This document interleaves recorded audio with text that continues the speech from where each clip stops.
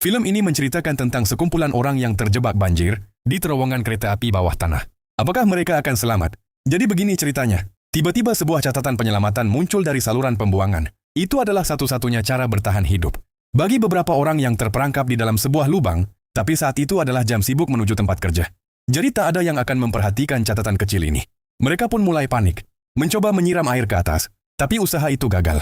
Air yang disiram langsung terhalang oleh kendaraan yang macet di jalan. Seiring dengan naiknya permukaan air, jika mereka tidak diselamatkan, segera mereka akan tenggelam. Tiba-tiba, kereta bawah tanah yang menghalangi pintu terowongan tersapu banjir. Permukaan air di lubang itu pun cepat menurun. Meskipun untuk sementara mereka selamat, namun rasa lega tidak datang.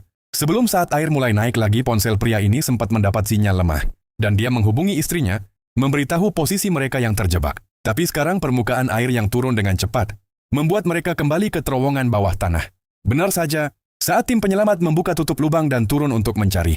Mereka mencari selama 10 menit di dalam lubang dan tidak menemukan siapapun.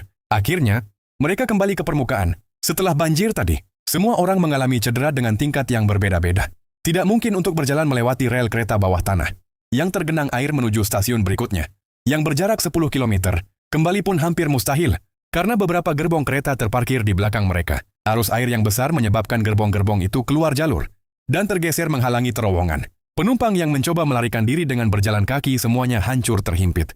Bahkan salah satu dari kelompok mereka hampir kehilangan nyawanya karena kejadian ini. Untungnya pacarnya berjuang keras untuk menyelamatkannya.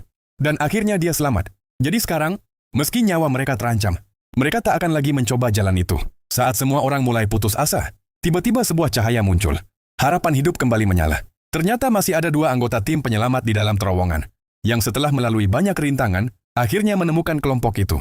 Namun sebelum mereka bisa merasa bahagia, dasar sungai di atas terowongan tiba-tiba ambruk. Banjir besar datang lagi. Kali ini lebih dahsyat, 10 kali lipat lebih besar dari sebelumnya. Untungnya ada jaring besi besar di dekat situ.